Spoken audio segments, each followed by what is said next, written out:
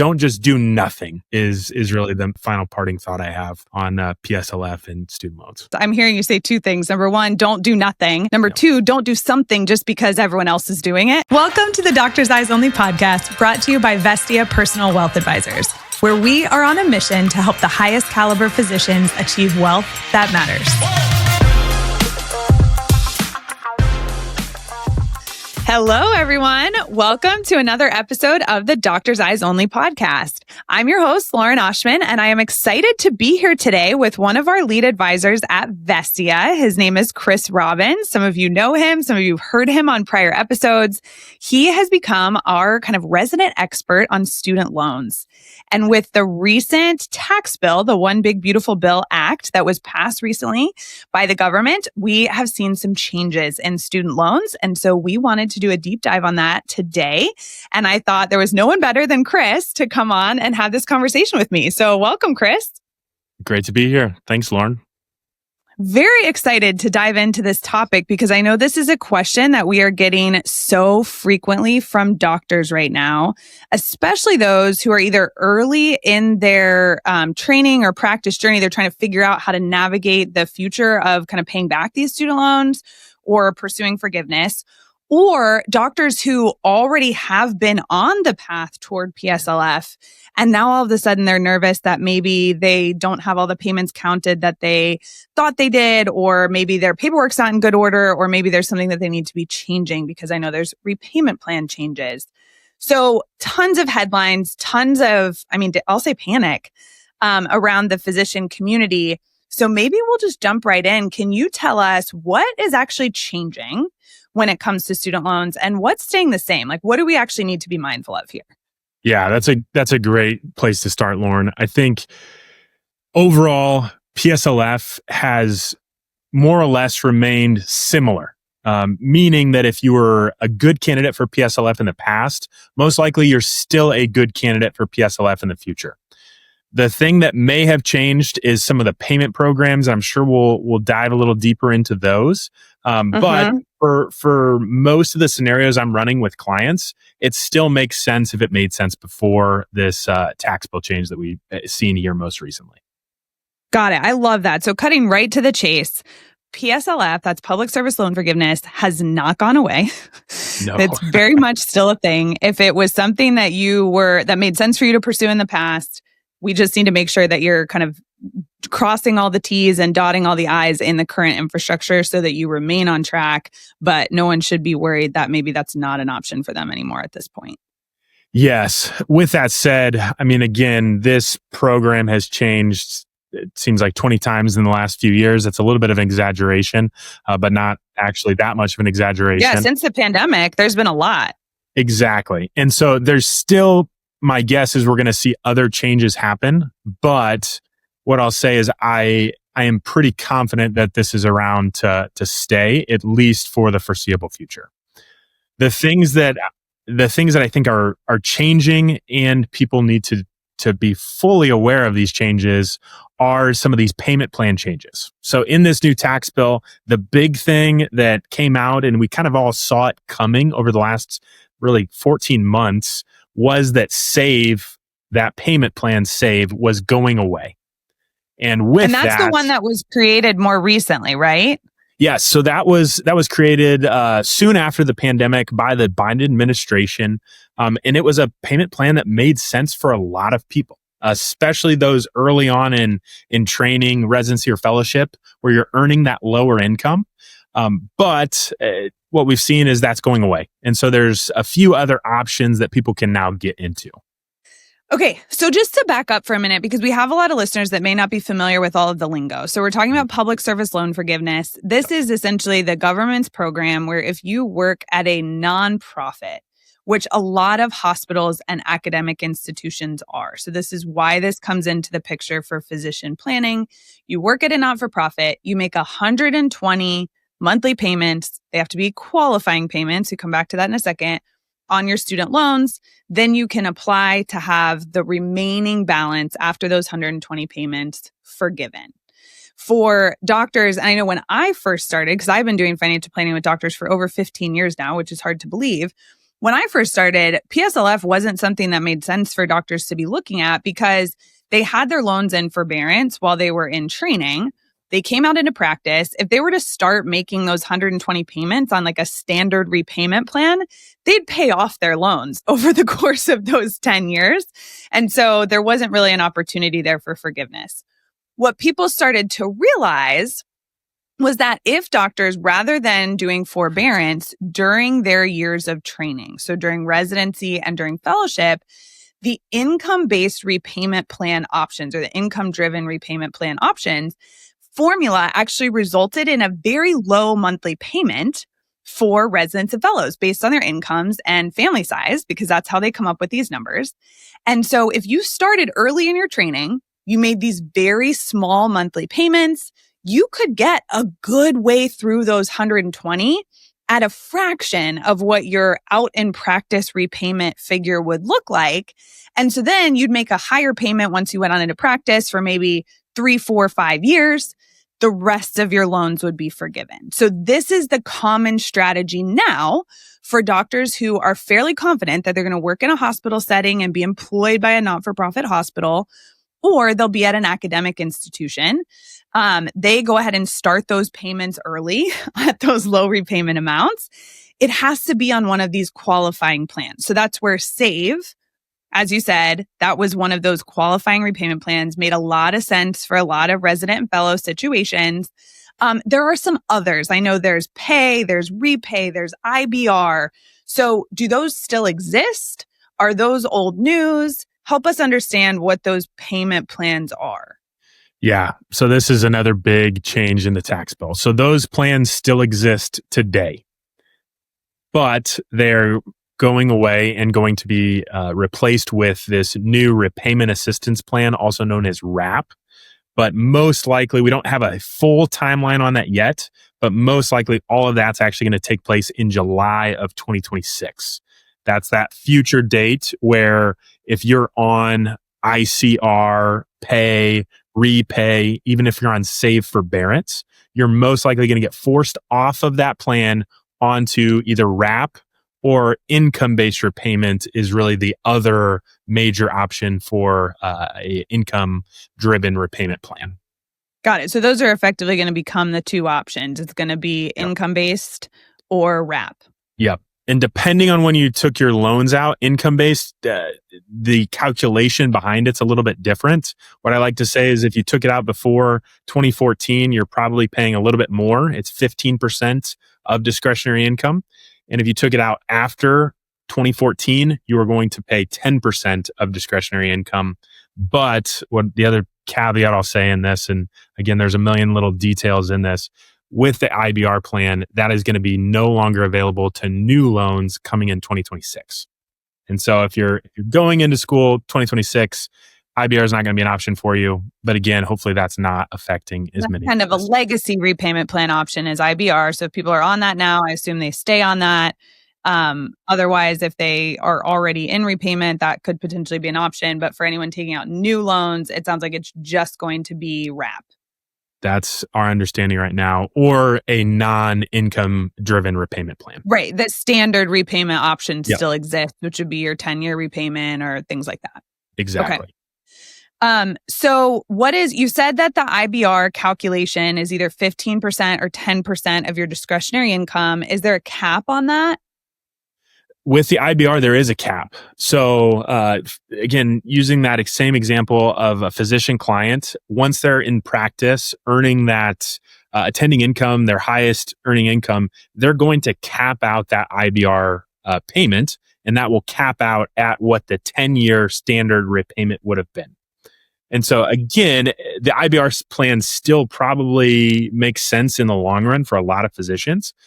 But again, the RAP plan, we're still learning a little bit more about how that's going to be calculated.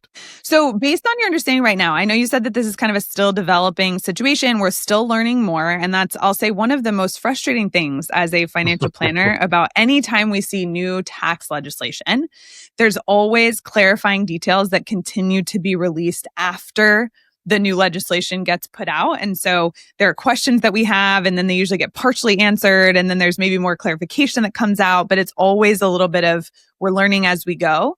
So given that caveat, right now, what's your best understanding of what's going to go into that RAP repayment calculation and how that might compare with the plans that people are on now that are, as you said, being phased out, like pay as you earn, income contingent, things like that? Yeah, so RAP will be 10%, or what we understand, I should say. I should preface that. What we understand based on everything we've heard so far from the tax code is it's going to be based on 10% of your adjusted gross income above $100,000. And that's going to be, you're going to save $50 for every dependent you would have on your tax return at that point. And so what we're seeing is this might actually be a very, very good plan, similar to that SAVE plan for residents and fellows and those in the lower income tax brackets, especially early on in their careers. We built our firm around one goal: helping physicians achieve wealth that matters. Time with your family, freedom in your schedule, and confidence in your decisions. Not sure how you're doing today? Head to vestiaadvisors.com/DEO, that's DEO for Doctor's Eyes Only, to take our 3-minute Physician Wealth Checkup and get a snapshot of where you stand today and what to do next. So it sounds like that could be a promising replacement. If again, the goal is, remember how I kind of explained why public service loan forgiveness works for a lot of physicians as they're going through their training. Our goal is for that monthly payment amount to be as low as we can possibly get it for any months, like any of those 120 months that we can get it lower than that 10-year standard figure. Because almost anyone who's out in practice in IBR is going to be at that 10-year standard figure. We want that payment lower in any case we can get it. So if the RAP calculation is going to result in a lower payment than some of the payment plans do now, that sounds like a win for residents. Exactly. This could be a really good option now that SAVE is going away. Do we know then what happens if you're on RAP while you're in training and then say you go out into practice? Is there a cap that you run into at that point? Do we know what that looks like, or is that still evolving? That is still evolving. My guess, and this is a total guess, is that there will not be a cap on that plan. Similar to SAVE, there was no cap on the SAVE plan. And so I would expect that there may be no cap on this one, and that's where it might make sense to switch into that income-based repayment program. The other thing that I think is a good caveat, a good update on the income-based repayment program is that in the past, you had to show a financial hardship to get on that plan. And again, financial hardship means a lot of different things, but a financial hardship would be a percentage above the poverty threshold based on your family size. And so again, I have physicians earning great incomes that actually qualify for that IBR from a poverty perspective just because they have a larger family. So the good news is that that piece is going away. And so you do no longer need to show a financial hardship to get into IBR. The caveat I'll say is if you apply for it right now, you do need to show a financial hardship, but I'm expecting early next year that's going to go away if you're applying for a new program. Well, and I'll just say, this is one of the reasons that we've been so thankful. We internally at Vestia have been so thankful that you're staying apprised of these changes and reading a lot and talking to a lot of experts in this student loan space and who work for different, refinancers or loan servicers, things like that, because it is changing so rapidly. And I'll say because every physician's situation is a little bit different. Mm-hmm. And so having us being advisors supporting physicians through making these decisions. And student loans are one of the biggest burdens and one of the biggest things that doctors need to get right in order to be on track for other financial goals that they have for their families or paying for their own kids' education someday and things like that. And so having you as the phone a friend, so to speak, that we can pick up the phone and call and say, hey, Chris, I'm working with a doctor. Here's the situation. What should we have them do? Has been really, really great to just have that resource and have you staying apprised of all of these changes as they're developing. Yeah, it seems like every week there's a new change or a new update on maybe a best practice or a process you do inside of student loans. And so, yeah, it's great to be at Vestia where we're able to support each other in this. the biggest questions that we're hearing from doctors right now when it comes to student loans really does have to do with this SAVE plan. So especially because the SAVE repayment plan has been challenged in the court system, right? And so those borrowers have been on forbearance for a while now, right? If I'm a doctor, I've just learned that the SAVE plan is going away. I'm sitting in SAVE forbearance. I would like to be accumulating payments for PSLF. What do I do? Yeah. So that's a very nuanced question, and it totally depends on your situation. And I hate to say that to preface this, but if you are looking to get back to making qualifying payments, you need to get off SAVE forbearance and get onto a qualifying income-based PSLF repayment plan. And you can do so by applying through studentaid.gov to change your loan payment program. You can also go through Loan Simulator, which is really, really helpful if you're not really willing to take the full leap, but you want to see kind of what it looks like. And you get to that through studentaid.gov, correct? Yes, studentaid.gov. Under, I think, the repayment tab, you can go through Loan Simulator and kind of look at things. And that's a great resource. They did not used to have that. So that's a great resource I want to draw people's attention to. You can put in the details.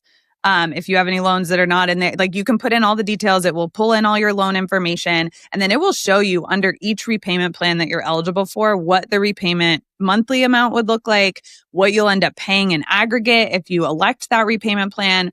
And so that can be really helpful because I know we sit down with doctors and not all doctors have the same goal when it comes to repaying these loans. Maybe it's pursuing PSLF, maybe it's something else. And so looking and saying, okay, how does each repayment plan option ultimately come back to help you achieve those goals that you have for your own student loan repayment? And then your broader financial picture is really helpful. So whether you're trying to do PSLF or not, I want to draw your attention to that can be a great tool that you can use to help you make these decisions. Yeah, it's a great tool. I wish it's always been around, but that's not the case.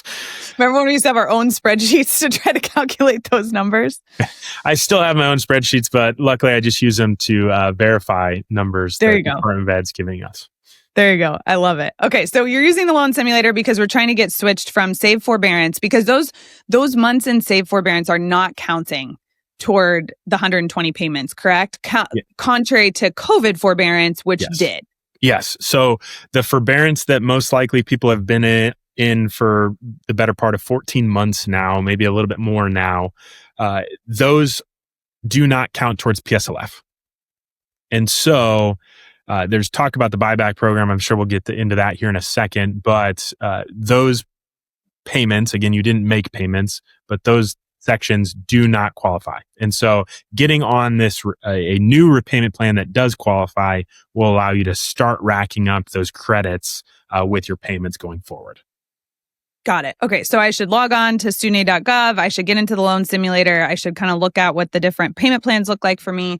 And I should get switched out of SAVE forbearance likely as quickly as possible so that I start making the tally toward my 120 again. Yeah. The caveat I'll say is there's millions of people trying to do the exact same thing as what we just talked about, Lauren. And so it can take a few months to get you switched out of that payment plan. And so it's not going to happen right away. But what I'm talking to a lot of my clients about is, hey, make sure you're doing that here soon so that we don't continue to put this off into the future. Right.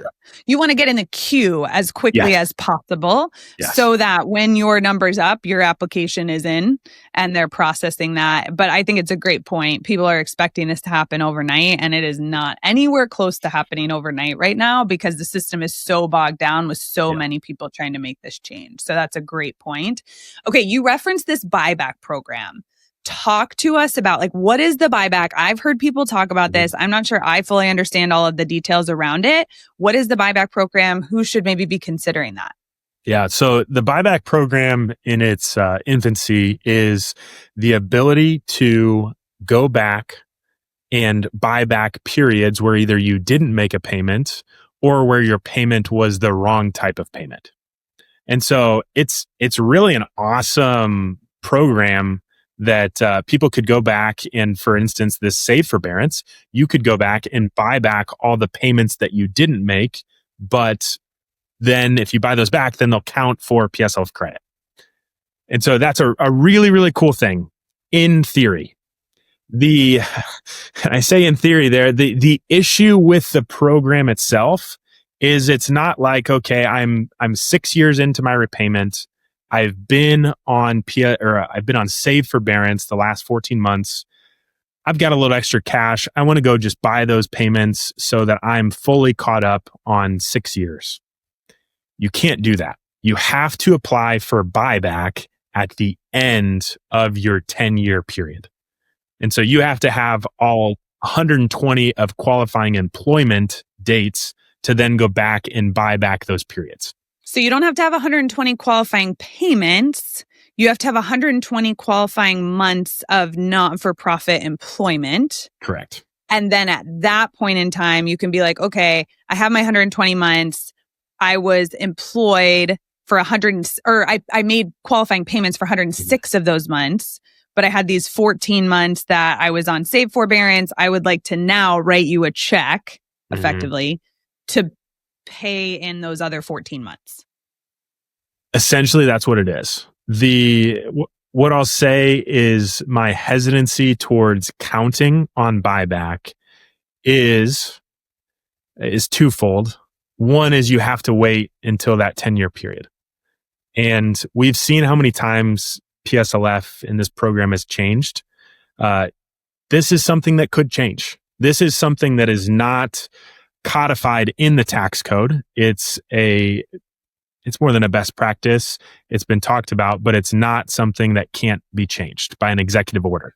And again, we saw what SAVE did and how we're coming back from that. That was also an example. So we don't have a great precedent for executive orders related to student loans holding up in court. Yeah. Again, this isn't political, but depending on who the next president is in a few years, that could completely change this program. And one of the first things they could come after is buyback. Well, and different administrations have different goals and priorities when it comes to student loans. So I think just being mindful of, okay, what's actually, and even anything that's actually codified into tax law can be changed. So I think we have to do the best that we can with the information that we have available today, make well-informed decisions. I think one of the biggest things that I know I'm aware of when I'm working with physician clients, I know all of our advisors, you and everyone else are aware of, is we need to be able to be nimble and be flexible. So it's always thinking about, okay, what's the worst case scenario if we pursue this right now? And is that palatable to us? Like, how would we handle that? And then, kind of what's the likely outcome here? So I think knowing that buyback might be an option, especially if someone is at that 120 months of qualifying employment now, and they're like, maybe it's worth it to give it a try, versus someone that's still 5 years away from that 120 months, banking on being able to do that when the point comes. I think point well taken. You have to kind of take the timeline of the situation into account and understand that things could change. I will say one of the biggest wins in my book is that PSLF still exists for physicians. I feel like I should knock on wood while I say that, because I've been convinced for about a decade now that it was going to go away at some point, or the forgiveness amount would end up being capped or something like that. So I'm just breathing a sigh of relief for the moment that PSLF does still remain a viable option and a viable strategy for physicians, because it's such a valuable tool for financial planning. Medical education is so expensive. It's such a valuable tool. And we've seen how loan forgiveness can really open up such possibility for physicians in other areas of their financial life when they're not saddled with that debt for longer than they need to be. Exactly, Lauren. And again, early on in this tax code change, there was talk about residency and fellowship not counting towards PSLF. Yeah. And so the fact that stayed on the table, it doesn't look like they're coming after physicians or hospitals, is a huge, huge benefit to physicians. you've been doing this with a lot of doctors at this point. Do you have any stories that stick out that you think our audience that's listening could learn from or take some wisdom out of? There's a number of really good stories. And again, I think it all goes back to understanding what potential risks you're taking in choosing one situation over the other. I'm talking a lot to my clients, to Vestia's clients, about what to do with this safe forbearance. And I have some that are extremely close or have actually even already hit the 120 qualifying payments or qualifying employment dates, I should say, but need to do buyback. And so they are actually in the queue. They've submitted the request to buy back some of their save payments. And as soon as those are processed, they should get forgiveness. Now, the question they had was, should I pay for 14 more months and change my repayment plan now? And in their situation, I have pretty high confidence that buyback will be there in 3, 4, even 6 months down the road, that it'll be there once they are eligible to receive forgiveness. And so in that situation, it makes sense to buy back that lower payment. I've got other clients who are 3, 4 plus years away. And for them, one option is they can stay on this safe forbearance. Now, granted, as of August 1st, they started accruing interest, even though they're on safe forbearance. But they could stay on safe forbearance and they just have a much larger buyback to do here in 3 years once they reach that 120 qualifying employment months. In their situation, again, running the numbers, figuring out what kind of risk they want to take. A lot of them we've actually talked about, okay, let's get you back to making payments so that we know that you're accruing credits. And we don't have to fully wait on that buyback program and fully put all of our eggs in that basket. In this scenario, let's just say buyback isn't there, then they'll have to make 14 additional payments or work for 11 and a half years. But they will not have to add that to the end of their repayment period, or they won't have to add 24 months at the end of that repayment period, where they will most likely be paying that max amount on income-based repayment. Yeah, that's a really good point. It's just thinking about the trajectory, because doctors' incomes do change, and that can change the monthly repayment amount meaningfully from tax year to tax year based on that income that you're reporting on your tax return. So I think that's a great call. It's not just thinking about what the timeline looks like, but it's also thinking about what the monthly payments are going to be based on your income trajectory at those points in time, and just doing the best that we can to take advantage of the opportunities. And I'll give you one more story. I just talked to a resident the other day. She got in during COVID. She really has not made a payment yet. When she got put on Save Forbearance, she made maybe a few payments on Save, but really has not made a payment. She's got a few more years. Some doctors you talk to that just timed it out perfectly, obviously on accident, but they timed it out perfectly because there were a lot of months during COVID that actually counted. You weren't making loan payments, but it was counting toward PSLF. And so there are some periods of time where, from a student loan perspective, you could have hit the lottery. Yeah. And so far, she's kind of hit the lottery with this. But her big question was, okay, do I stay on this Safe Forbearance? For her, we know her income is going to be way higher in year 7, 8, 9 of that 10-year period. And so for her, if buyback isn't there in years 8, 9, 10, she's just going to add maybe 2, 3 more years at the end. And those are going to be much higher than what she would pay on any of the payment plans currently based on her income in residency. And so for her, it made total sense to get off the plan, make that small payment, but know that these years are counting. And again, I would say that this makes sense for residents, fellows, and even probably your first year or so in practice, where you may not be at that full attending income. Right. Yeah. So my last question on PSLF, and then I do want to ask you a couple questions about just the landscape of refinancing too, because I know that's kind of come back into the picture. what's the best practice today when it comes to knowing that your payment counts are accurate for PSLF? Because I know that has also been very ambiguous over the last few years. Yeah. So the good news is I feel like student aid saw this as an issue and is now their site is much better at this. You can go on student aid and look under the My Aid tab, and you'll be able to see kind of what is qualifying payments and then what payments need your employer certification. And so the best practice I have is annually make sure you're submitting that employer certification. And then again, make sure that it gets updated in their system. From my perspective, if it gets updated in their system, once you actually go to apply for forgiveness, they're not looking back at all 120 periods. They're only hopefully looking back at the last 12 periods. And it's much easier for them to process that and get you forgiveness. Well, I think that gives you a little bit more protection too. I'm not a lawyer. I have no actual reason to be able to say this with authority, but I do think that gives you a little bit more protection if you have payments clocked in the system. If there are temporary changes to student loan policy, you're not sweating it as much as if you have never submitted an employer certification form. You've worked for numerous years at a not-for-profit. You have none of those payments counted. And then all of a sudden the program comes in jeopardy or something like that. And you're like, oh my gosh, like there's no way I could go back and get all of those counted now. So I like that. Annually submit the form, log into studentaid.gov, make sure that they've actually counted those payments and it seems correct. This is a lot to keep up with. So I will give a plug for our team at Vestia. While we do a lot more than just student loans, again, student loans is such a key piece of a physician's financial plan, especially early in your career, getting this right.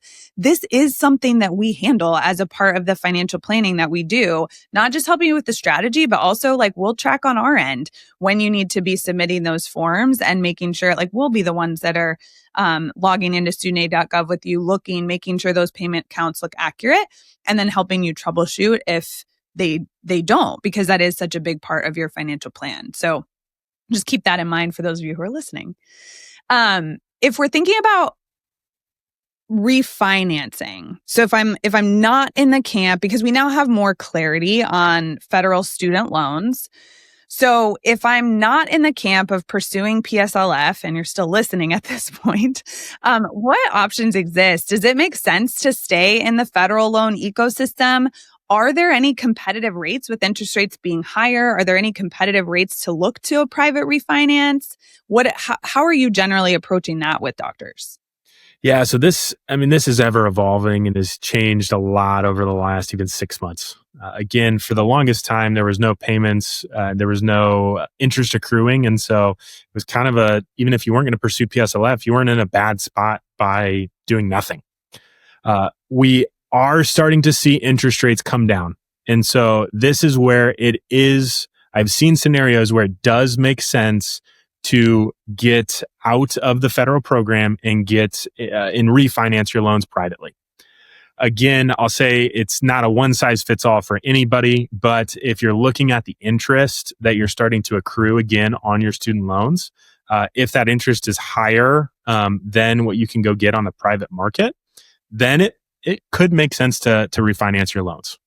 Yeah. And we've learned so much really since the pandemic because we've not seen a ton of change in federal student loan administration and student loan servicing until the pandemic. It was a really good kind of test of the system. The system had to kind of shore itself up in a lot of ways administratively. And as you mentioned, like the backlog, even with just switching out of save forbearance, they haven't fully solved those issues. What we did see, though, was that there are some benefits to staying in the federal loan ecosystem, because if you had already refinanced your loans privately, you didn't get the same benefits of COVID forbearance. There was a period of time where you could go back in time effectively and get your loans in a position for PSLF if they weren't previously. There was all kinds of opportunities that presented themselves that if you had already taken your loans out of that federal ecosystem, you weren't eligible for. So I agree. There are situations where it can make sense to go look at that private refinance. I do think we have a little bit more of an eyes wide open approach that we're able to take now because we've seen if interest rates are equal, you might tip towards staying in the federal system, where pre-COVID, if interest rates were equal, you might have actually opted to take your loans private because that made more sense a few years ago, just from an administrative perspective. The other thing I'll add, I'll give you a story, Lauren. I had a client who went into private practice right out of fellowship. And again, based on the interest rate environment, we were going to keep his loans federally. Well, we see all the statistics all the time. People don't always stay in the first job that they do out of fellowship or residency. And he ended up leaving that and going to work for a non-for-profit hospital. In his situation, now we are pursuing PSLF. And again, that was one of the main benefits of staying on the federal loan side that we wouldn't have if we refinanced. No, I think that's a great call out. You can't predict the future. And so we can't know what's going to happen from kind of a legislative administrative perspective with federal student loans. We also can't know what's going to happen. Like we don't have a crystal ball looking into your future and, you know, where you're going to be employed, or maybe you're at a private practice that gets purchased by a not-for-profit hospital. And then all of a sudden you could have that opportunity open back up. So I do think that just thinking through, again, part of our job as advisors for physicians is to think through those what ifs and help you see around corners. The number of times that doctors have come to us pretty set on a decision that they want to make, where we've been able to say, have you thought about this? And I think that's just the perspective that comes from, for each doctor that's trying to make these decisions, they're high stakes decisions for your family and your family's future. And you have exactly, like your N is one. You have experience of yours and that's it. Whereas we have the benefit of working with almost 600 physician families all across the country.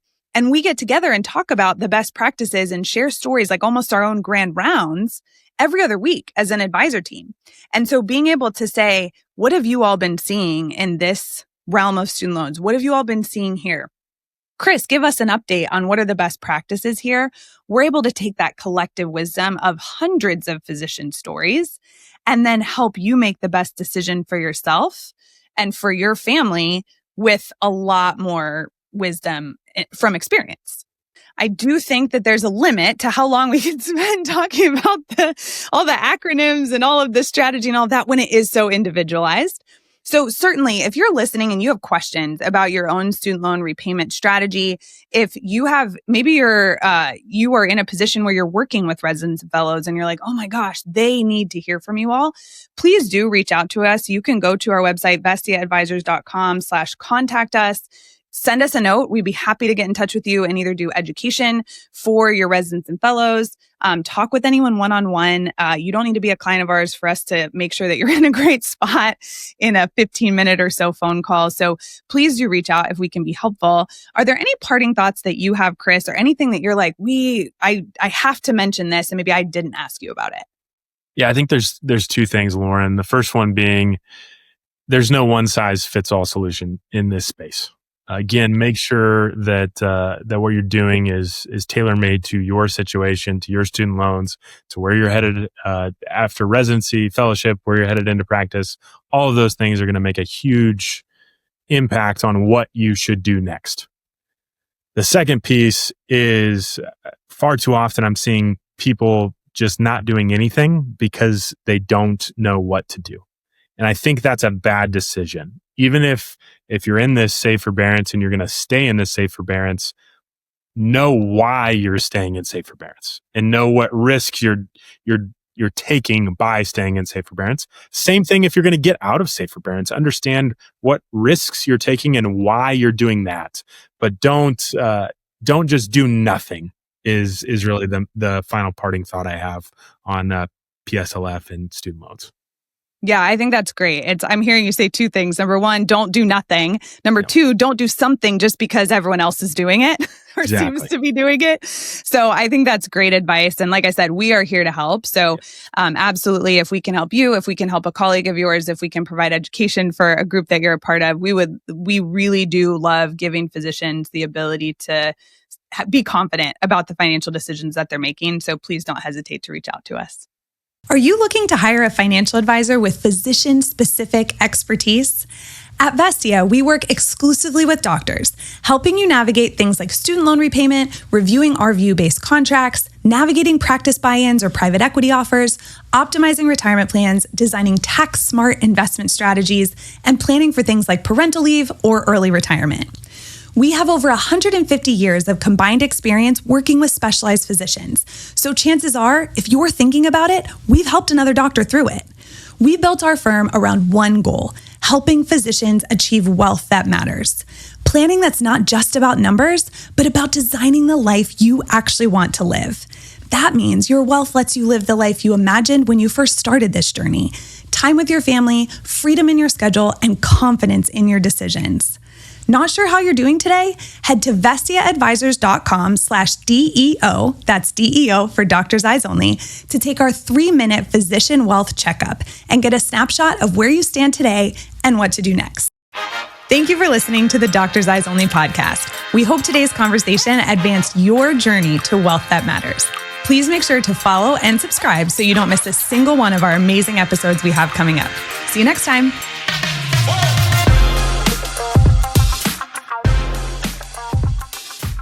The information covered and posted represents the views and opinions of the guest and does not necessarily represent the views or opinions of Vestia Advisors LLC. The content has been made available for informational and educational purposes only. It should not be construed as legal or tax advice and is not intended to replace the advice of a qualified attorney or tax advisor. This information is not an offer or a solicitation to buy or sell securities. Investing involves risk, including risk of loss. Before investing, you should consider the investment objectives, risks, charges, and expenses associated with investment products. Investment decisions should be based on an individual's own goals, time horizon, and tolerance for risk. Past performance is no guarantee of future results. Diversification and asset allocation do not ensure a profit or guarantee against loss. Consult your financial professional before making any investments. Investment advisory services offered through Vestia Personal Wealth Advisors, Vestia Retirement Plan Consultants, and Vestia Advisors LLC. Securities offered through Osdale Financial Partners, Inc.,